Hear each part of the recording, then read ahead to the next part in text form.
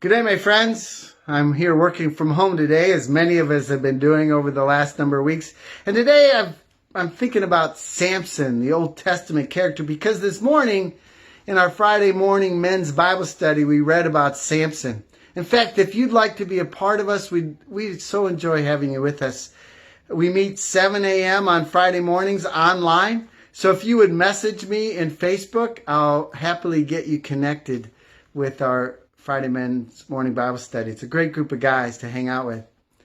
When I was growing up in the church and learning the Bible story, Samson was one of those Bible characters you could really sink your teeth into. I mean, he was so strong and independent.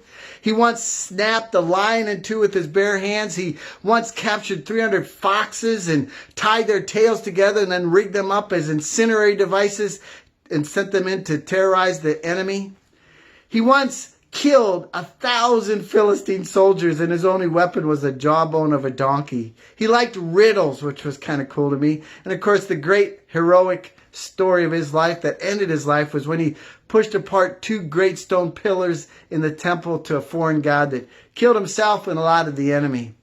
So he's someone you really thought about being like as a boy. I know I did, at least.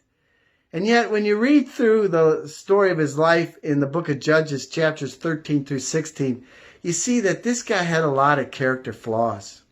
He had a lot of flaws in his thinking and his behavior, what we might call blind spots.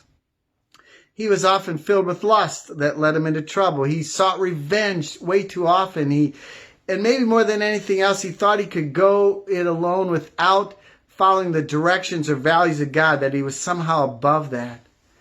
And it got him in a lot of trouble. These are blind spots. You know, a blind spot is just what it says. It's something we can't see in our character, behavior, thinking for what it's worth, a flaw. That's why it's called a blind spot. And oftentimes in times of stress, like during a pandemic that we're going through, those blind spots can become even more troublesome in our life, and we can't see them for what they are. And for Samson, what made it worse is he always tried to go it alone, which of course, initially as a boy, thinking that made him even more heroic. He didn't need any stinking army to kill the Philistines. He just did it himself with a jawbone of a donkey.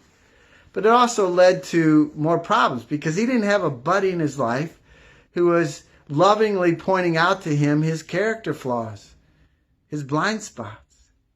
And as I've thought about that today, I've just said prayers of thanksgiving for the friends of me, my friends over the years that have pointed out my blind spots for me and helped me to overcome them.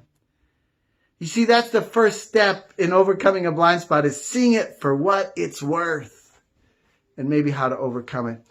So what about you? Do you have someone in your life like that who cares about you enough to speak the truth in love, to lovingly point out your blind spots for what they are, flaws in your character, your thinking, or your behavior? And if not, who could you call today and say, I trust you, I think highly of you, and I need your help?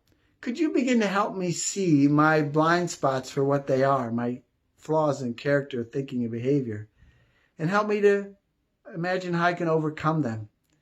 I hope that's helpful for you today. Something for you to think about at least today. And may today be a day of enjoying life for you.